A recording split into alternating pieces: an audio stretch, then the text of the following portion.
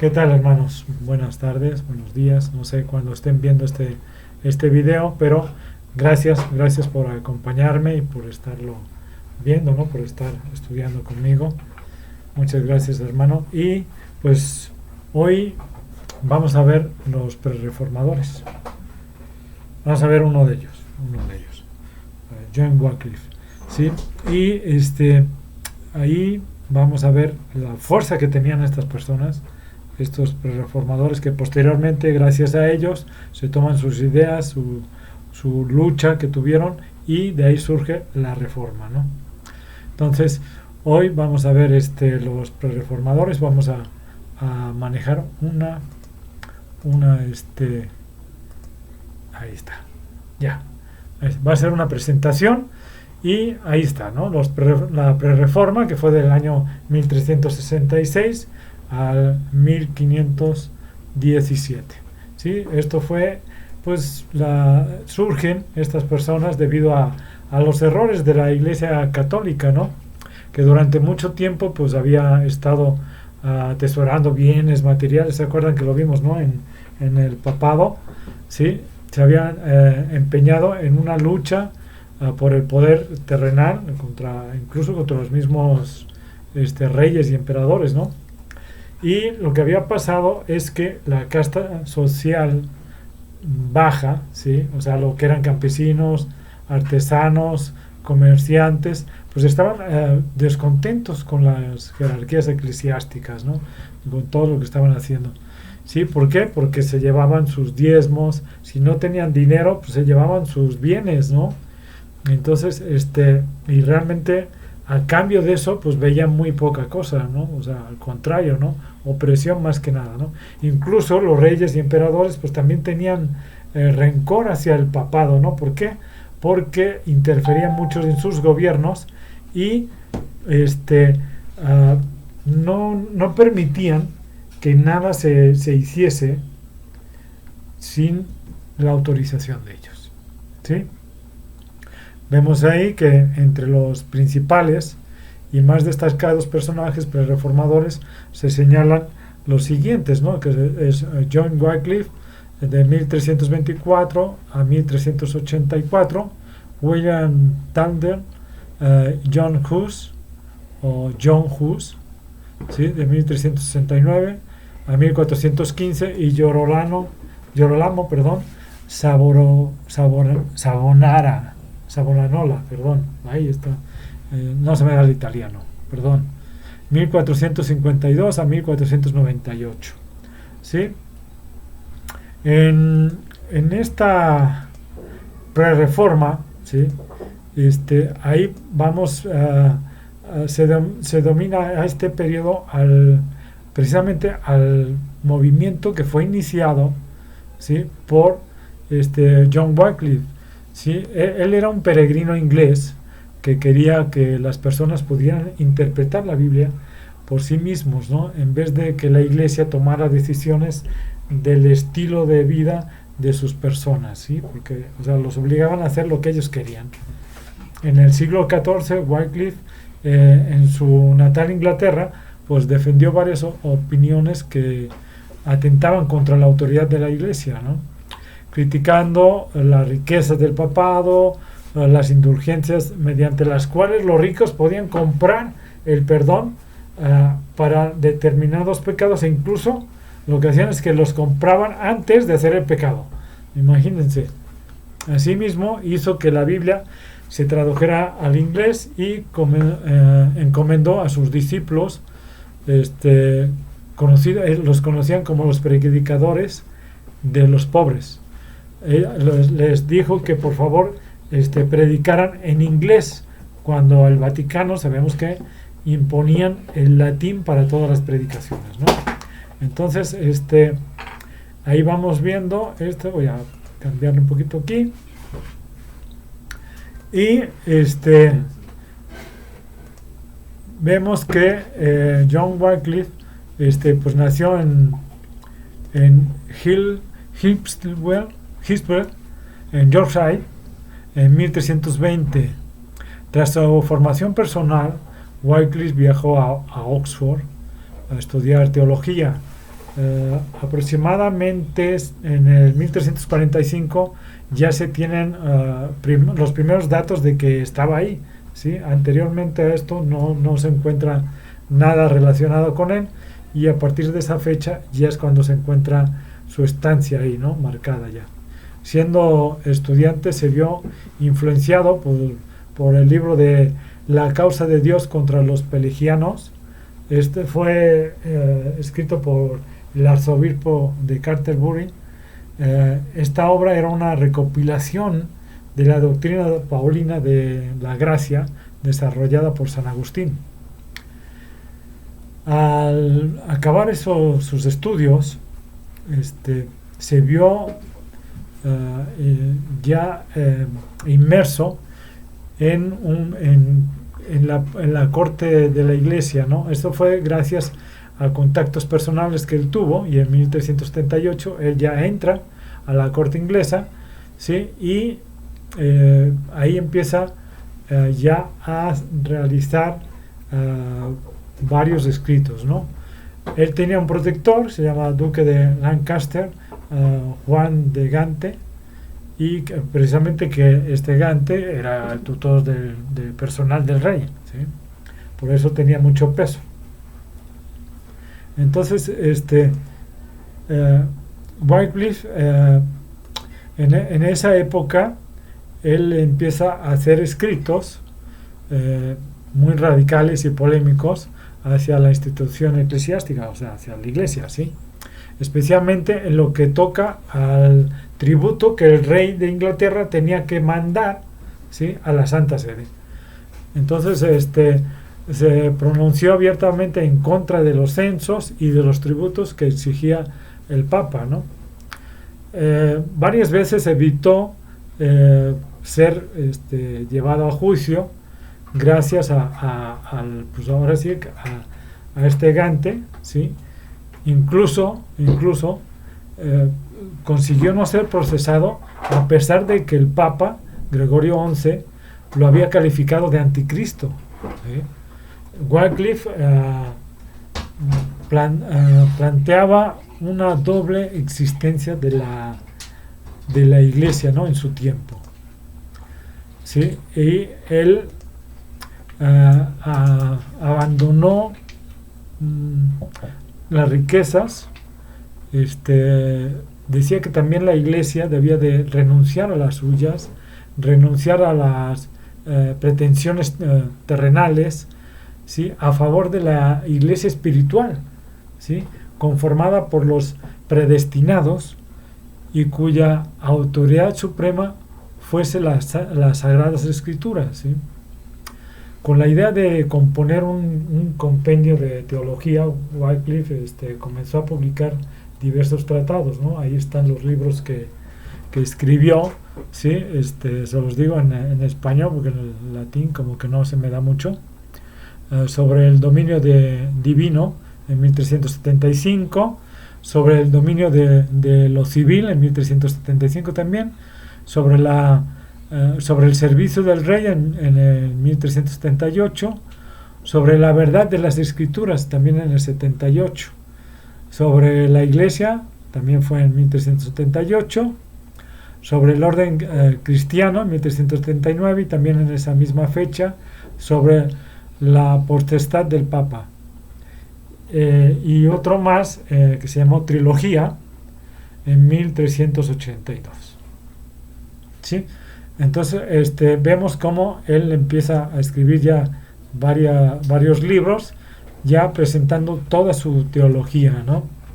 Ahora bien, en 1377 Wycliffe fue acusado pues varias veces de herejía, ¿no?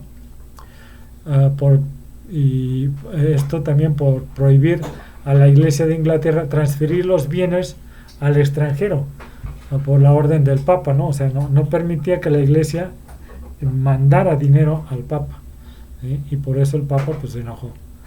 Wycliffe recibió solo una pequeña sanción gracias a las relaciones privilegiadas que tenía en la corte, ¿no?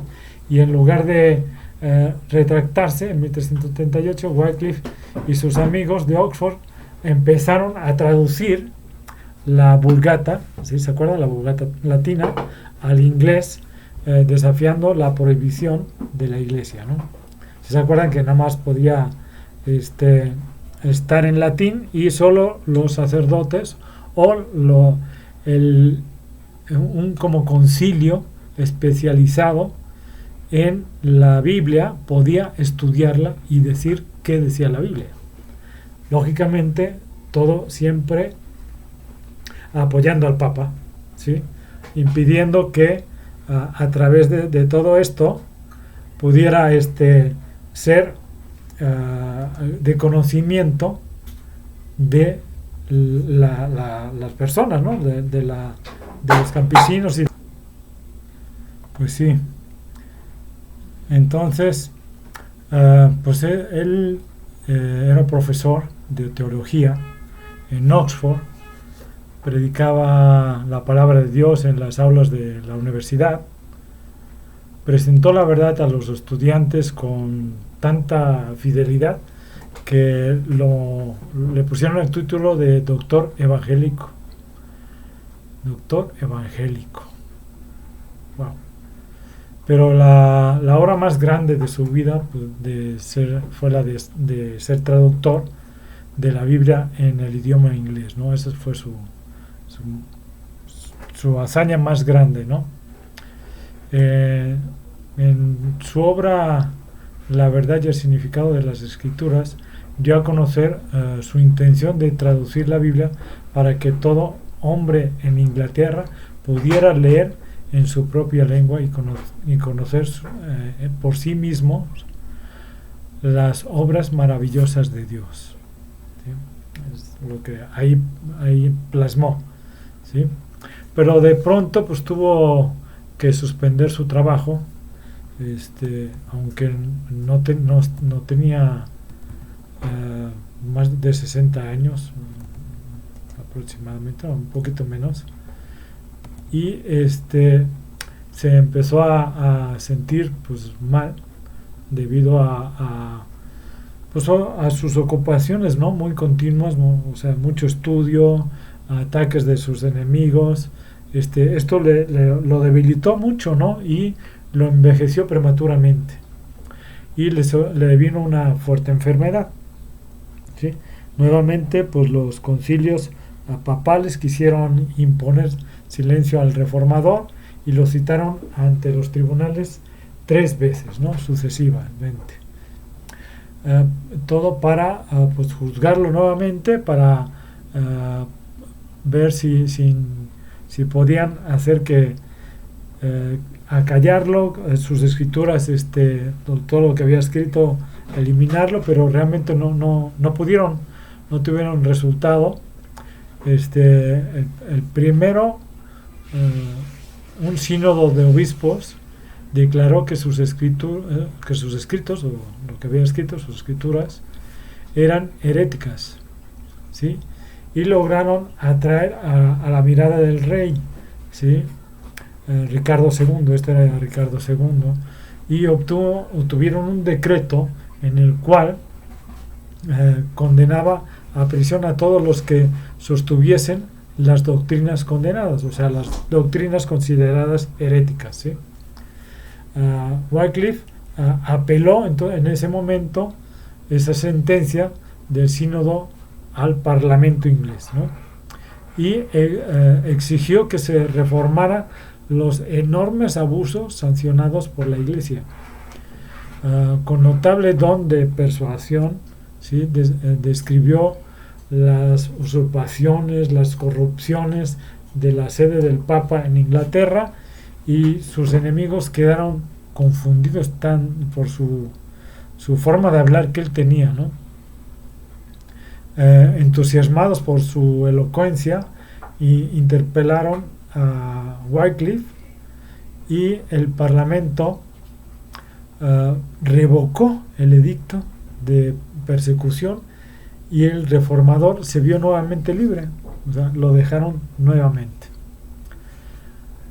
Por tercera vez lo citan para formarle juicio, y esta vez ante el más alto tribunal eclesiástico de Inglaterra, ¿no?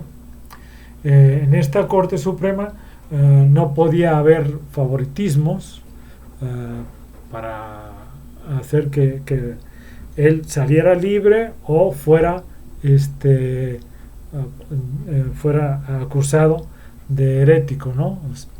Entonces, en ella debía asegurarse el triunfo para Roma, ¿no? O sea, ellos querían que a fuerzas el papado ganara sobre el reformador, ¿sí? Pero Wycliffe no se retractó ni quiso disimular nada, sostuvo intrépido sus enseñanzas, las defendió, ¿sí? Y rechazó los cargos por sus perseguidores.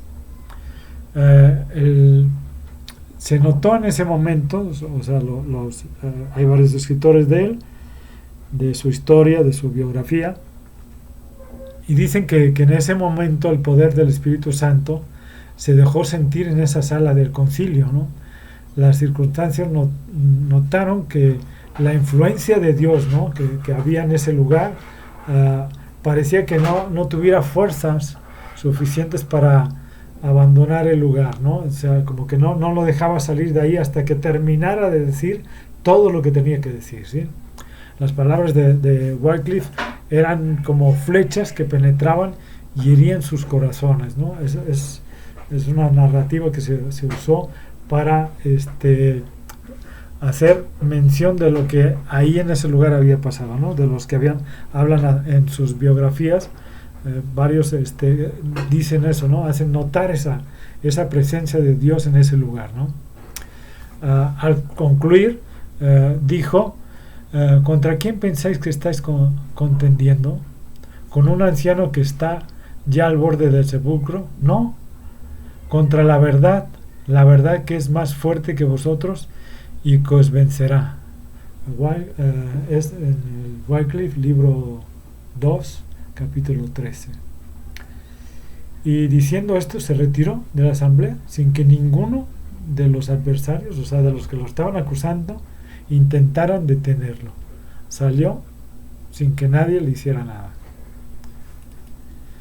Desde su retórica, el reformador escribió una epístola, una carta, ¿sí?, al Papa, ¿sí? En esa carta le fue redactada en un estilo respetuoso, con espíritu cristiano, pero fue una aguda censura contra la pompa y el orgullo de la sede papal. Eso le cayó al Papa como no tiene idea. Al concluir la epístola esta, por cierto, bueno, ahorita lo voy a mencionar, quién era el Papa que estaba en esa época. Dice así: oremos a Dios para que mueva de tal modo el corazón de nuestro Papa Urbano VI, que él y su clero sigan al Señor Jesucristo en su vida y costumbres, y así se lo enseñen al pueblo, a fin de que, siendo ellos el dechado, todos los fieles los imiten con toda fidelidad. Es J. Fox, Actos y Monumentos, 3, 49 y 50. De ahí lo tomé, bueno, de unas actas que hay, ¿no? Así enseñó Wycliffe al Papa y a sus cardenales la mansedumbre y la humildad de Cristo, haciéndoles ver que no solo ellos, sino a toda la cristiandad, el contraste que había entre ellos y el Maestro, ¿no?, de quien profesaban sus presentes, ¿no? O sea, de Jesucristo.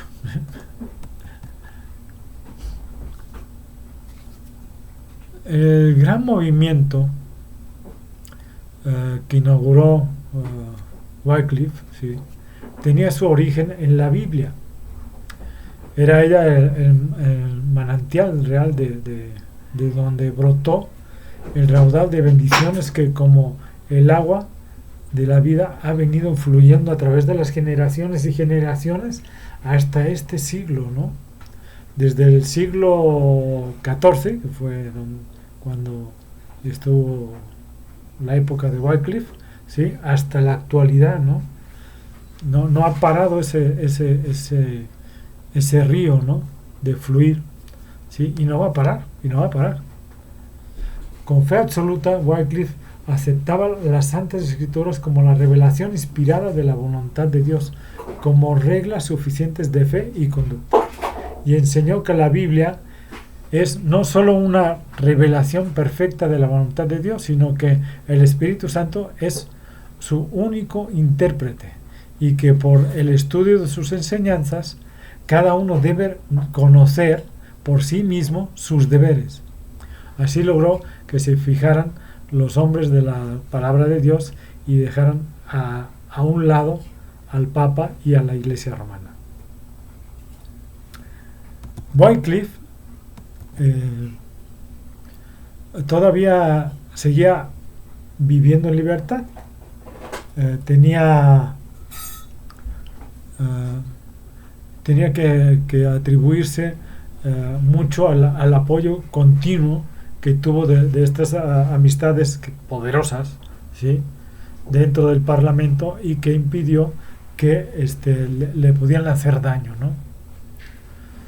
Wycliffe fue uno de los mayores reformadores por la actitud de su inteligencia, la claridad de sus pensamientos, su firmeza para sostener la verdad y su intrepidez, ¿no?, la forma de defenderlo, ¿no? Fueron pocos los que realmente se igualaron entre los que se levantaron después de él, ¿no? Sabemos que John Hus, y incluso que varios otros de los reformadores, como por ejemplo Lutero, ¿sí?, se inspiraron mucho en sus escritos, en sus libros, ¿sí? Entonces lo vemos ya, pero cómo forma parte de todos estos reformadores, ¿no? El carácter de Wycliffe pues es prueba, ¿no?, evidente del poder de educador y transformador de las Santas Escrituras, ¿sí? En 1382 había sufrido un ataque de apoplejía que lo había dejado parcialmente incapacitado, ¿no? Incluso cuentan que fueron a verlo los sacerdotes para ver si ya se moría, ¿no? Entonces se sienta y le dice que piensan que me voy a morir. Pues no, aún estoy vivo y voy a seguir luchando, ¿sí? Y los corrió de su casa, ¿no? Pero bueno, 2 años más tarde tuvo un segundo ataque que lo dejó paralizado y sin habla, ¿no? Murió unos cuantos días después de este ataque, en el 31 de diciembre de 1384, y fue enterrado en el patio de la iglesia de Luther Ward, donde pasó sus últimos años recluido, ¿sí?, donde sus restos permanecieron sin ser tocados por más de 40 años, ¿no? Realmente en vida nunca pudieron condenarlo por herejía, pero resulta que un concilio, que fue concilio de Constanza en 1415, lo culpa de herejía, ya que estaba muerto, ¿sí? Debido a que John Hus toma sus ideas y a él lo declaran hereje. Entonces toman las escrituras, todo lo que había hecho, todos los libros de John Wycliffe, y lo declaran después de 44 años, ¿sí?, lo declaran hereje, y ordenan que se quemen sus libros, exhuman su cuerpo, o sea, desentierran el cuerpo y lo queman todos sus huesos, ¿sí? Y por otra parte sentenció la persecución contra los lollardos o los wyclifianos, ¿sí? Eran los mismos, se les llamaban de una forma u otra, ¿sí? ¿Sí? Y que permitió ejecución como por ejemplo John Oxcart y otros, ¿no? O sea, fueron 37 líderes del movimiento que fueron asesinados, ¿no? Debido a esta persecución que se realizó después de que él había muerto, ¿sí? Entonces, esto de que es exhumado se realiza en el 1428. Son 14 años después de que el concilio de Constancia, 13 14 años aproximadamente, que el concilio de Constanza lo declarara hereje, ¿sí? La tumba de John Wycliffe fue abierta y o sea, lo sacan, lo queman en una hoguera y entonces las cenizas las esparcen por el río Swift, ¿sí? Y este río pues estaba ahí cerca de Lutherburg, ¿sí? Y pues los que lo ejecutaron pues hicieron un acto sin valor alguno, ¿no? Sin ningún tipo de simbolismo, arrojan las cenizas como despreciándolas, ¿no? Sin embargo, fíjense ahí,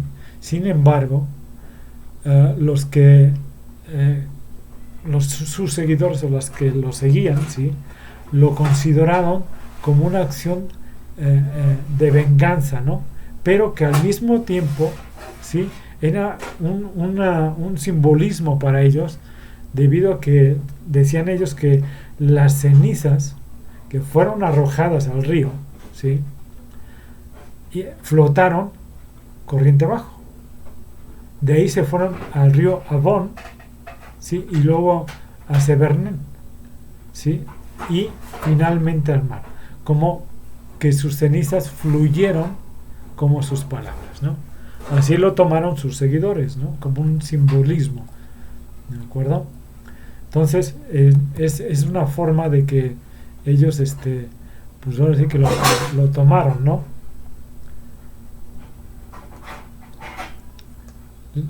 Y pues vamos a ver sus doctrinas, ¿no? ¿Cuáles eran? Estas son sobre el dominio. Establece que Dios es el único que posee el dominio y está en todas partes, lo cual es fomentado, ¿sí? Por la debilidad y el pecado del hombre, cosa que no ocurre en la sociedad perfecta ideal, ¿no? En ella Dios no precisa de delegados ni intérpretes, ¿no? Sino una teoría similar a la que después usara Martín Lutero, ¿sí? En el siglo XVI, en la Reforma Protestante. Para Wycliffe, la servidumbre y la propiedad privada son imperfectas y fruto del pecado del hombre, ¿no? Sobre la doctrina de la eclesiología, en 1376 Wycliffe defendió la doctrina de la autoridad fundada en la gracia, según lo cual toda autoridad viene otorgada directamente por la gracia de Dios. Establece que hay dos iglesias, una invisible, formada por los predestinados, ¿sí? y que para él era la auténtica, ¿no? Y la visible o terrenal, donde el clero son quienes hunden realmente a la iglesia, ¿no? Y veamos la teología acerca sobre las Sagradas Escrituras, ¿no? Dice que el verdadero y auténtico poder está en las Sagradas Escrituras y no en la iglesia, de forma que la salvación viene directa de Dios. Y es más o menos lo que sus doctrinas decían, ¿no? Vámonos a la conclusión. ¿Sí? Ahí vemos que el pensamiento de Wycliffe representó una ruptura total con la Iglesia, ¿no? En la medida en que él afirmaba que existía una relación directa entre el hombre y Dios sin la introducción, ¿no? Sin el estorbo de la Iglesia romana, ¿no? Entonces, basándose en su interpretación de las Escrituras, pensaba que los cristianos tenían derecho a dirigir sus obras, o sea, sus vidas, ¿sí? Sin la interpretación del Papa o de sus prelados, ¿no? O sea, los sacerdotes, obispos, todos estos, ¿no? Condenó la esclavitud y la guerra, defendió la Iglesia, ideas, no la Iglesia, sino las ideas, de que el clero cristiano tenía que seguir el ideal de la pobreza evangélica, ¿sí? Predicada por Jesucristo y sus apóstoles. El carácter de Wycliffe es una prueba del poder educador y formador de las Santas Escrituras. A la Biblia debió todo lo que él fue. El esfuerzo hecho para comprender las grandes verdades de la revelación imparte vigor a todas las facultades, ¿no? y las fortalece. Ensancha el entendimiento, agudiza las percepciones, madura el juicio. El estudio de la Biblia ennoblece como ningún otro estudio del pensamiento, ¿no? Los sentimientos y las aspiraciones, da constancia en los propósitos, paciencia, valor, perseverancia, revela el carácter y santifica el alma. ¿Sí? ¿Cómo ven ustedes? Es realmente una persona de la cual muchos reformadores podían tomar ejemplo y basarse en todas sus creencias, en toda su teología que él tenía, y poder usarlas para llegar al punto de poder hacer una reforma, incluso de hacer una separación, ¿no? Aquí lo estamos viendo, ¿no? Que él lo que quería era una separación total de el papado, ¿sí? Tener la iglesia de Roma fuera la iglesia de que lo siguiera, y tener una iglesia propia, separada, que siguiera a Cristo, y dejar todos los dogmas que tenía la Iglesia Católica aparte, ¿sí? Y poder seguir las Escrituras y estudiarlas y poder llevar a cabo lo que Cristo realmente predicaba, ¿sí? Por eso muchos reformadores lo toman como base de sus creencias o sus ideologías, ¿sí? Espero que les haya ayudado a entender un poco más quiénes eran los pre-reformadores, qué ideas tenían, ¿sí? Y sobre todo, pues que les haya servido, ¿no? Como para seguir viendo de dónde venimos y a dónde vamos, ¿no? Qué es lo que estamos haciendo y qué tanto estamos buscando la palabra de Dios, la palabra de Cristo, ¿no? ¿De acuerdo?